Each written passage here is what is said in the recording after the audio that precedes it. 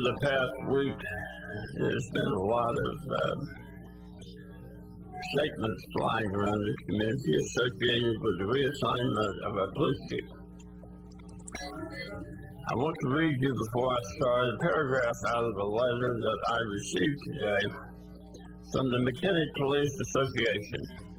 Next to the last paragraph says, in regards to Mr. Gray's decision to place Joe Williams in the position of Chief of Police, we believe in giving Chief Williams a chance to be our leader. Since his placement to Chief, he has met with almost everyone in the department, explaining his direction for moving forward. Some of us have worked with Chief Williams during the meet and confer process, and those interactions lead us to believe he is a man of his word. We don't currently agree with starting a new process for selecting a new chief, which has thrown the membership into needless chaos, or which would throw it. Obviously, the Police Association believes that Chief Williams is capable of handling that job. I have worked with Chief Williams over the last year as a deputy city manager and have found him to be a very capable individual. He was a fine deputy city manager. He will be a fine deputy or a fine police chief. I do not, this business about cronyism, I'm sorry, I don't buy. Obviously, the police department is not buying it also. We all regret what has happened.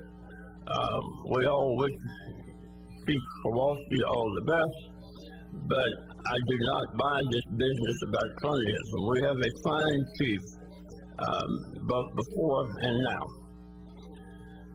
I would also point out that when we hired Jason Gray 18 months ago, we charged him to manage our city of about 140,000 people, to manage 17 departments, to manage 23 boards and commissions.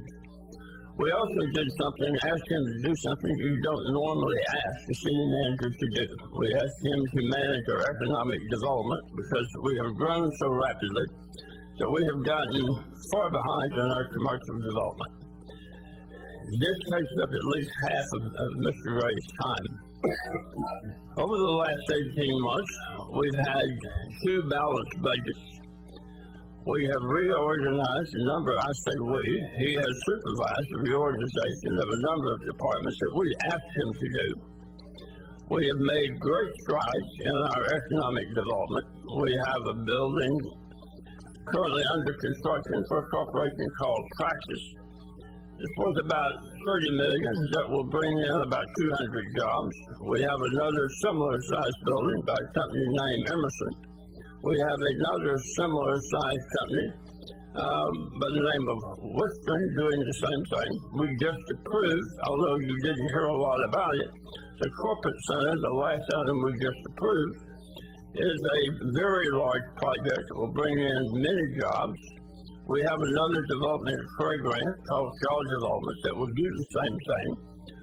We tabled tonight at Gateway Hotel, but we will bring it forward for approval sometime in the next November the 6th, so in about 2 weeks. All of these projects add hundreds of millions of dollars to our tax base, provide thousands of jobs, and all of these require hours and hours and hours, hundreds of hours on the part of our city manager. In the last 18 months, our city manager has done an excellent job. I never expected that we would agree with every decision he ever makes. Being a public official, and particularly a city manager, means that you're going to irritate somebody every time you make a decision. And if we fire our city manager every time we disagree with him, we'll never get anything done. And we won't be able to attract quality people. While I regret what has happened, we have to move forward. We have a fine city manager. I support him.